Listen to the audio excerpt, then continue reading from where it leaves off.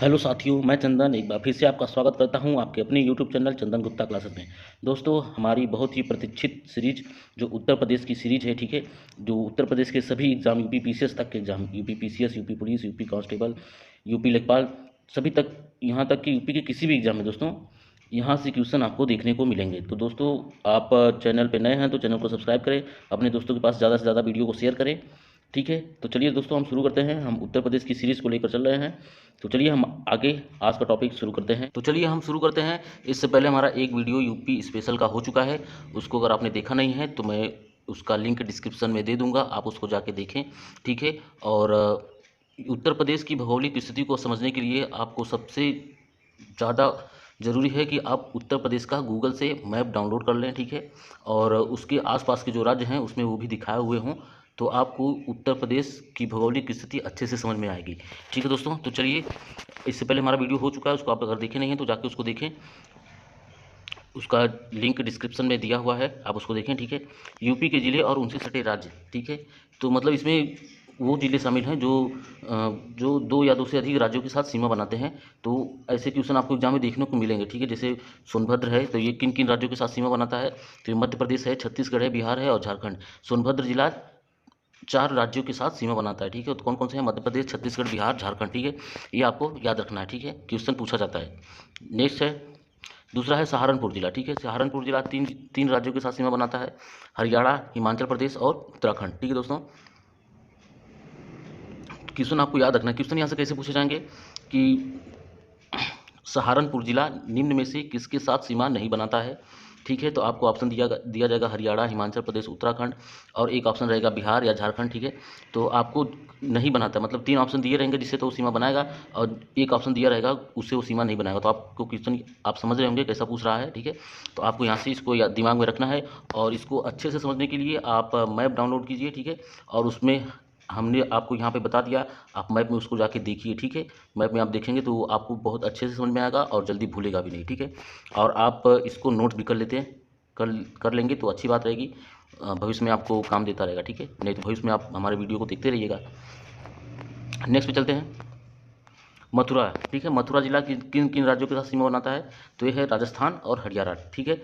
मथुरा जिला राजस्थान और हरियाणा से सीमा बनाता है, ठीक है। क्वेश्चन आप समझ रहे होंगे कैसे पूछ रहा है, हमने बता दिया। नेक्स्ट है, चौथा है गौतम बुद्ध नगर, ठीक है। गौतम बुद्ध नगर किन किन राज्यों के साथ सीमा बनाता है? तो गौतम बुद्ध नगर केंद्र शासित प्रदेश दिल्ली के साथ और हरियाणा, ठीक है, हरियाणा राज्य के साथ सीमा बनाता है गौतम बुद्ध नगर, ठीक है। अब दोस्तों, कुछ इंपॉर्टेंट पॉइंट्स हैं, उसको हम देख लेते हैं क्या क्या है। कुछ इंपॉर्टेंट पॉइंट्स जो एग्जाम में बार बार पूछे गए हैं उसको हम देख लेते हैं। तो पहला है दोस्तों, उत्तर प्रदेश का ललितपुर जिला 3 तरफ से मध्य प्रदेश से घिरा हुआ है, ठीक है। आप मैप डाउनलोड कीजिए, उसमें ललितपुर जिला आप देखेंगे तो सबसे नीचे है, ठीक है, उत्तर प्रदेश के सबसे नीचे है, और ये 3 तरफ से मध्य प्रदेश से घिरा हुआ है, ठीक है। मैप आप डाउनलोड करके देख लेंगे तो ये आपको भूलेगा नहीं, ठीक है। और एग्जाम में अगर ललितपुर से क्वेश्चन आता है, क्वेश्चन यही पूछेगा कि ललितपुर जिला किस राज्य के साथ घिरा हुआ है, 3 तरफ से किस राज्य के साथ घिरा हुआ है? तो मध्य प्रदेश है, ठीक है।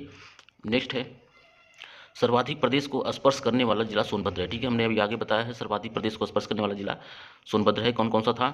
मध्य प्रदेश, ठीक है, छत्तीसगढ़, झारखंड और बिहार, ठीक है। नेक्स्ट पे चलते हैं हम लोग, उत्तर प्रदेश का बदायूं जिला, ठीक है। अब उत्तर प्रदेश में जो बदायूं जिला है वो सर्वाधिक, मतलब आसपास के जो सर्वाधिक जिले हैं उससे सीमा बनाता है, ठीक है। आप इसको याद रखेंगे, उत्तर प्रदेश का बदायूं जिला सर्वाधिक जिलों के से सीमा बनाने वाला जिला है, ठीक है। नेक्स्ट पे चलते हैं हम लोग, अब उत्तर प्रदेश का सबसे पूर्वी जिला, ठीक है, बलिया है, जो बिहार के साथ सीमा बनाता है। आप मैप डाउनलोड किए हुए हैं और उसमें आप देखिए, ठीक है। आपको उत्तर प्रदेश की भौगोलिक स्थिति एकदम अच्छे से समझ में आ जाएगी। उत्तर प्रदेश की भौगोलिक स्थिति से जितने भी क्वेश्चन बनते हैं एग्जाम में, एग्जाम पॉइंट ऑफ व्यू से, ठीक है, वो एक भी क्वेश्चन आपको मिस नहीं होगा, आप सारे के सारे सही कर ले जाएंगे, ठीक है। अब नेक्स्ट पे चलते हैं, कौन सा इंपॉर्टेंट पॉइंट है इसका, उत्तर प्रदेश का सबसे पश्चिमी जिला शामली है, ठीक है। उत्तर प्रदेश का सबसे पश्चिमी जिला कौन सा है? शामली। किस राज्य के साथ सीमा बनाता है? तो हरियाणा राज्य के साथ सीमा बनाता है, हरियाणा राज्य से लगता है, ठीक है। उत्तर प्रदेश का सबसे पश्चिमी जिला शामली है। भौगोलिक स्थिति अच्छे से समझने के लिए मैं बार बार बोल रहा हूँ, आप मैप डाउनलोड कीजिए, ठीक है, और उसको देखिए। नेक्स्ट पे चलते हैं, उत्तर प्रदेश का सबसे उत्तरी जिला सहारनपुर है, ठीक है। सबसे उत्तरी जिला कौन सा है? सहारनपुर। आप मैप में डाउनलोड किए हुए हैं, उसमें बार बार देखिए, मैं बार बार बोल रहा हूँ। आप मैप को देखेंगे तो आपकी उसकी उत्तर प्रदेश की भौगोलिक स्थिति से जितने भी क्वेश्चन बनते हैं दोस्तों, ये सारे क्वेश्चन आप कर ले जाएंगे। ठीक है, नेक्स्ट पे चलते हैं।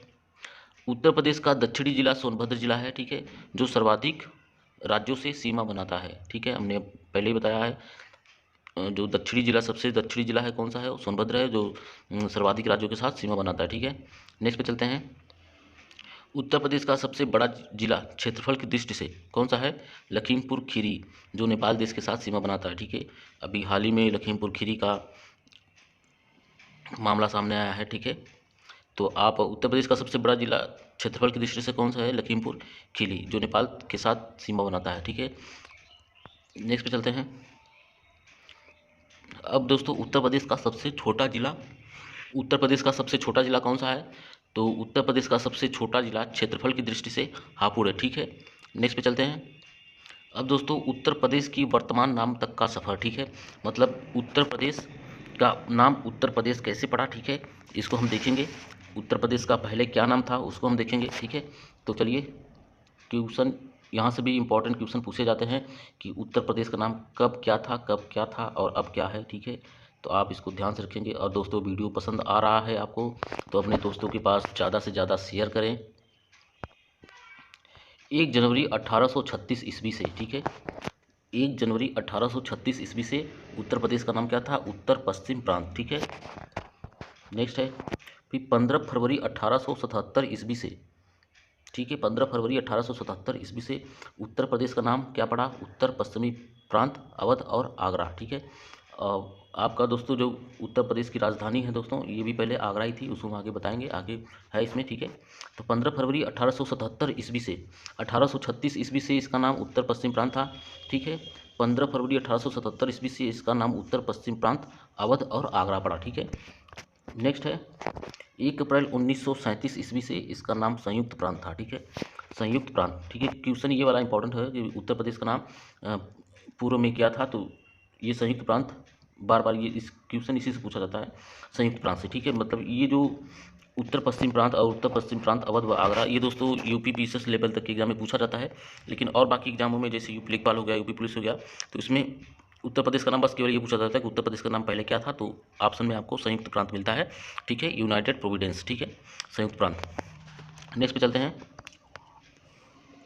24 जनवरी 1950 ईस्वी से उत्तर प्रदेश का जो भी वर्तमान नाम है ये उत्तर प्रदेश है। ठीक है, 24 जनवरी 1950 ईस्वी से उत्तर प्रदेश का नाम उत्तर प्रदेश पड़ा। ठीक है, आपको ये भी याद रखना है, 24 जनवरी 1950 ईस्वी से उत्तर प्रदेश का नाम उत्तर प्रदेश पड़ा। ठीक है, क्वेश्चन यहाँ से ऐसे पूछेगा कि उत्तर प्रदेश को उत्तर प्रदेश नाम किस सन में या किस तिथि को दिया गया। ठीक है, तो 24 जनवरी 1950 ईस्वी से इसका नाम उत्तर प्रदेश पड़ा। नेक्स्ट पे चलते हैं। उत्तर प्रदेश का पूर्व नाम संयुक्त प्रांत था। ठीक है, ये क्वेश्चन इंपॉर्टेंट है, यही बार बार पूछा जाता है छोटे एग्जाम में। ठीक है, जैसे यूपी पुलिस हो गया, लेखपाल हो गया, यूपी टेट हो गया, बाकी यूपी बीएड हो गया, इसमें दोस्तों ये पूछा जाता है कि उत्तर प्रदेश का पूर्व नाम क्या था, तो संयुक्त प्रांत था। ठीक है, यूनाइटेड प्रोविडेंस। नेक्स्ट पे चलते हैं हम लोग। उत्तर प्रदेश दिवस। ठीक है, अब उत्तर प्रदेश दिवस कब कैसे क्या मनाया जाता है इसके बारे में देखते हैं। प्रदेश सरकार के निर्णय के अनुसार, ठीक है, प्रत्येक वर्ष 24 जनवरी को, ठीक है, यानी आज ही के दिन, आज जो वीडियो आज रिकॉर्ड हो रहा है 24 जनवरी है। ठीक है, तो आज ही के दिन उत्तर प्रदेश दिवस मनाया जाता है। ठीक है, नेक्स्ट पे चलते हैं। अब प्रदेश का पुनर्गठन और स्थापना वर्ष, ठीक है, इसको देख लेते हैं क्या है। तो 1 नवंबर 1956 को, ठीक है,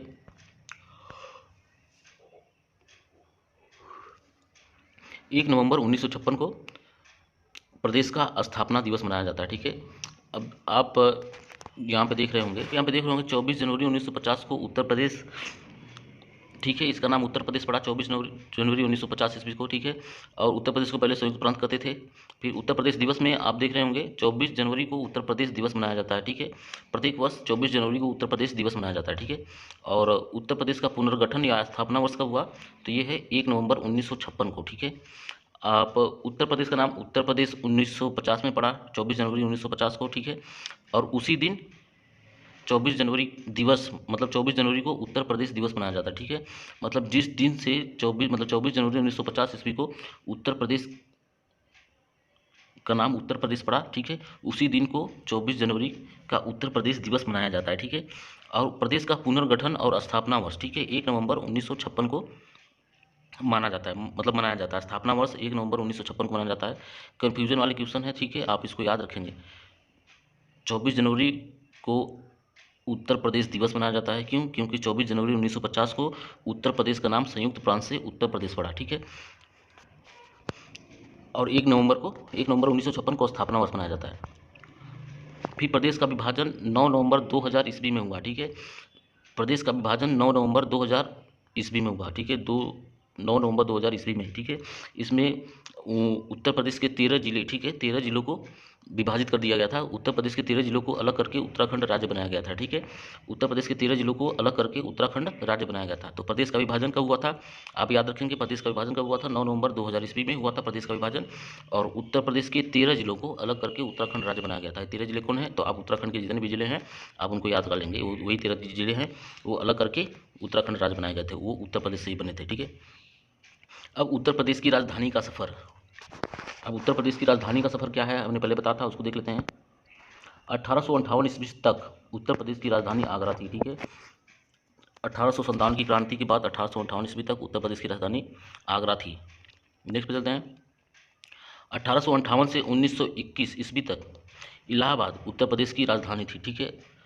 अभी जैसे हम लोग यहाँ पे देखते हैं इलाहाबाद में जो हमारा हाई कोर्ट है, ठीक है, तो आप देखे होंगे हर राज्य में जिसका जो क्या बोलते हैं, जो जिस राज्य की जो राजधानी रहती है वहीं पे उसका हाई कोर्ट रहता है, ठीक है।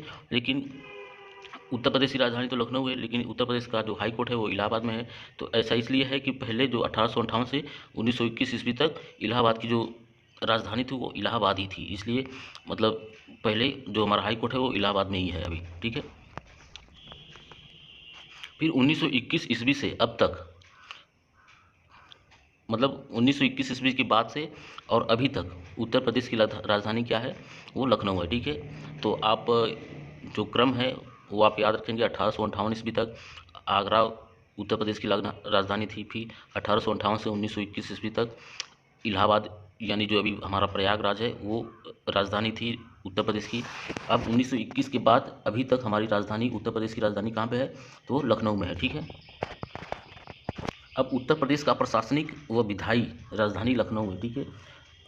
अब उत्तर प्रदेश की प्रशासनिक मतलब जो प्रशासन व्यवस्था और जो विधायी मतलब जो विधि कानून बनते हैं, यानी जो हमारा संसद है वो लखनऊ में है, ठीक है।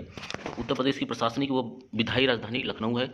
यहाँ से क्वेश्चन बनता है, क्वेश्चन कन्फ्यूज करने के लिए ऐसे क्वेश्चन पूछे जाते हैं कि उत्तर प्रदेश की प्रशासनिक राजधानी कौन सी है या विधायिक राजधानी कौन सी है, तो आपको बताना है लखनऊ, ठीक है। अब उत्तर प्रदेश की न्यायिक राजधानी पूछेगा, ठीक है, मतलब क्वेश्चन कन्फ्यूज करने के लिए ये क्वेश्चन बार बार पूछा जाता है कि उत्तर प्रदेश की प्रशासनिक या विधायी राजधानी कौन सी है, तो लखनऊ है। फिर उत्तर प्रदेश, मतलब क्वेश्चन डायरेक्ट नहीं पूछेगा कि उत्तर प्रदेश की राजधानी कहाँ है, ठीक है, क्वेश्चन थोड़ा कन्फ्यूज करने के लिए पूछेगा, तो आपको ध्यान में रखना है, ठीक है। अब उत्तर प्रदेश बोलेगा प्रदेश की न्यायिक राजधानी कहाँ पे है, तो आपको ध्यान में रखना है कि प्रदेश की न्यायिक राजधानी प्रयागराज, जो यानी कि इलाहाबाद है, ठीक है। नेक्स्ट पे प्रदेश की धार्मिक राजधानी, ठीक है, प्रदेश की धार्मिक राजधानी क्या है, तो वाराणसी है, ठीक है। क्वेश्चन इंपॉर्टेंट है, सारे एग्जाम में पूछे हुए हैं, ठीक है, सारे एग्जाम में क्वेश्चन पूछे हुए हैं, तो हम उसी को करवा रहे हैं, ठीक है, और उसी को टॉपिक वाइज लेके चल रहे हैं। तो प्रदेश की धार्मिक राजधानी क्या है? वाराणसी। नेक्स्ट पे प्रदेश की औद्योगिक राजधानी कानपुर है, ठीक है, आप इसको याद रखेंगे, प्रदेश की औद्योगिक राजधानी कानपुर है, ठीक है। नेक्स्ट पे चलते हैं, उत्तर प्रदेश के राजकीय प्रतीक, ठीक है। अब उत्तर प्रदेश की बात हो रही है तो उसके प्रतीक के बारे में भी बात होना जाहिर सी बात है। ये क्वेश्चन कभी कभी एग्जाम में पूछे जाते हैं, मोस्ट इंपॉर्टेंट कह सकते हैं इसको भी, ठीक है, कभी कभी एग्जाम में पूछे जाते हैं। यहाँ तक कि ये दोस्तों आपको एग्जाम में जो यूपी के जो छोटे एग्जाम है, जैसे लेखपाल हो गया, यूपी पुलिस हो गया, यूपी टेट हो गया, यूपी बीएड हो गया, उसमें ये सब क्वेश्चन देखने को मिलते हैं, ठीक है। तो इसको हम देख लेते हैं, उत्तर प्रदेश के राजकीय प्रतीक क्या क्या हैं। तो राजकीय पशु है बारहसिंघा, ठीक है, बारहसिंघा राजकीय पशु है, इसको हम बोलते हैं स्वैम्प डियर, ठीक है। हिरन की प्रजाति है बारहसिंघा, जिसको इंग्लिश में बोलते हैं स्वैम्प डियर। कभी कभी ऑप्शन आपको बारहसिंघा हिंदी में ना देके अंग्रेजी में दिया रहेगा स्वैम्प डियर, ठीक है, तो आप उसको देख के कन्फ्यूज नहीं होंगे, उसको याद रखेंगे, स्वैम्प डियर भी बोलते हैं इसको। नेक्स्ट पे राष्ट्रीय पक्षी, मतलब उत्तर प्रदेश की राष्ट्रीय पक्षी क्या है, राजकीय पक्षी क्या है, तो यह है सारस या क्रोंच, ठीक है। सारस हिंदी में बोलते हैं, इंग्लिश में उसको क्रोंच बोलते हैं, ठीक है। नेक्स्ट पे चलते हैं हम लोग, राजकीय वृक्ष क्या है, तो उत्तर प्रदेश का राजकीय वृक्ष क्या है, तो अशोक का वृक्ष है। राजकीय पुष्प क्या है? तो राजकीय पुष्प है, उत्तर प्रदेश का राजकीय पुष्प है पलाश, ठीक है। उत्तर प्रदेश का राजकीय पुष्प है पलाश। इसका कभी कभी इसमें दोस्तों जो उत्तर प्रदेश का राजकीय पुष्प पूछा रहेगा, लेकिन उसका ऑप्शन में पलाश नहीं दिया रहेगा, उसका वैज्ञानिक नाम दे दिया जाता है ब्यूटी मोनोस्पर्मा, ठीक है। तो आप इसको भी याद रखेंगे, ब्यूटी मोनोस्पर्मा, ठीक है। ये इसका राजकीय पुष्प है पलाश, पलाश का वैज्ञानिक नाम है ब्यूटी मोनोस्पर्मा, ठीक है। इसको पलाश को इंग्लिश में टिशू भी बोलते हैं, ठीक है, टिशू। तो कभी कभी पलाश नहीं देगा, आपको टिशू देगा, ठीक है, टिशू, या फिर उसका वैज्ञानिक नाम दे देगा ब्यूटी मोनोस्पर्मा, ठीक है। तो पलाश का आप इसको याद रखेंगे, राजकीय पुष्प पलाश, उसका वैज्ञानिक नाम ब्यूटी मोनोस्पर्मा, ठीक है। और पलाश को इंग्लिश में बोलते हैं टिशू, ठीक है। नेक्स्ट पे चलते हैं हम लोग। राजकीय खेल, उत्तर प्रदेश का राजकीय खेल क्या है? तो हॉकी है। और राजकीय नृत्य क्या है? तो ये है कथक, ठीक है। आप इसको याद रखेंगे, क्वेश्चन इंपॉर्टेंट है, पूछे जाते हैं, बार बार पूछे जाते हैं। अब उत्तर प्रदेश की राजकीय भाषा, ठीक है, उत्तर प्रदेश की राजकीय भाषा, इसको देख लेते हैं, क्वेश्चन इंपॉर्टेंट है, बार बार क्वेश्चन ही पूछा गया। उत्तर प्रदेश की राजकीय भाषा मतलब उत्तर प्रदेश का कोई भी एग्जाम हो, ठीक है, कोई भी एग्जाम हो, उसमें क्वेश्चन इससे फिक्स रहते हैं। उत्तर प्रदेश की राजकीय भाषा क्या है? तो 1947 है, ठीक है। हिंदी मुख्य राजभाषा है उत्तर प्रदेश की। 1947 से मतलब जब देश आज़ाद हुआ तो उसी समय से हिंदी जो है वो मुख्य भाषा है उत्तर प्रदेश की। फिर 1889 ईस्वी में, ठीक है, 1889 ईस्वी में आप यहाँ से क्वेश्चन पूछा जाता है कि जो उर्दू है उसको द्वितीय भाषा के रूप में किस वर्ष मान्यता मिली थी, ठीक है। तो उसको 1889 ईस्वी में से उर्दू को द्वितीय राजभाषा के रूप में मान्यता प्राप्त है। अब क्वेश्चन हमने यहाँ पे बता दिया कैसे पूछा जाता है, कि मतलब क्वेश्चन ये पूछा जाएगा कि उर्दू को उत्तर प्रदेश की राजकीय भाषा के रूप में कब मान्यता प्राप्त हुई? तो 1889 ईस्वी में उत्तर प्रदेश की द्वितीय राजभाषा के रूप में मान्यता प्राप्त हुई उर्दू को, ठीक है। और 1947 से हिंदी मुख्य राजभाषा है उत्तर प्रदेश की। क्वेश्चन दोनों इंपॉर्टेंट हैं, दोनों से क्वेश्चन पूछे जाते हैं, ठीक है। नेक्स्ट पे चलते हैं हम लोग। अब राजकीय चिन्ह देख लेते हैं, इसके क्या क्या है। तो उत्तर प्रदेश का राजकीय चिन्ह 1938 ईस्वी में स्वीकृत हुआ, ठीक है, जिसमें एक वृत्त में 2 मछलियाँ, तीर धनुष और 3 तरंग लाइनें प्रदर्शित हैं। आप उत्तर प्रदेश का कोई भी विज्ञप्ति निकलता है तो आप उसका चिन्ह देखते होंगे उस पर। तो उसमें 2 मछलियाँ हैं किनारे पे, ठीक है, बीच में तीर धनुष है और उसमें बीच में 3 तरंग लाइनें प्रदर्शित है, ठीक है। तो ये इसका राजकीय चिन्ह है। और इनके बारे में क्या क्या है, ये कहाँ से कैसे लिया गया है, इसको देख लेते हैं। तो तीर धनुष जो है दोस्तों हिंदू शासन राम का प्रतीक है, ठीक है। तीर धनुष हिंदू शासन राम का प्रतीक है। और जो 2 मछलियां हैं वो अवध में मुस्लिम शासन का प्रतीक है, ठीक है। ये क्वेश्चन पूछा गया है, बार बार पूछा गया है कि तीर धनुष किसका प्रतीक है और 2 मछलियां किसका प्रतीक है, ठीक है। तो आपको बताना है अवध में मुस्लिम शासन का प्रतीक है, तीर धनुष हिंदू शासन राम का प्रतीक है, ठीक है। और जो 3 तरंगे हैं ये किसका प्रतीक है? तो 3 तरंग लाइनें ये गंगा जमुना, ठीक है, कि बहाव का प्रतीक है, ठीक है। गंगा जमुना के बहाव का प्रतीक है, मिसप्रिंट है, भाव लिखा है, तो बहाव का प्रतीक है। 3 तरंगे जो किसके हैं प्रतीक हैं? तो गंगा यमुना के बहाव का। आज तक का यहाँ तक का वीडियो था, ठीक है। अब उत्तर प्रदेश की प्राकृतिक सीमा के बारे में हम नेक्स्ट वीडियो में बताएंगे, ठीक है। तो दोस्तों वीडियो जैसा भी आपको लगा, ठीक है, उसको कमेंट बॉक्स में बताइए। कोई डाउट हो तो कमेंट में पूछिए और अपने दोस्तों के पास वीडियो को ज़्यादा से ज़्यादा शेयर कीजिए ताकि उनको भी फ़ायदा हो। जब तक आप दूसरे का भला नहीं सोचेंगे आपका भला नहीं सोचता, ये प्रकृति का नियम है, ठीक है। आप जब तक दूसरे का भला नहीं सोचेंगे तब तक आपका भला नहीं होगा, ठीक है दोस्तों। देखने के लिए धन्यवाद। वीडियो को ज़्यादा से ज़्यादा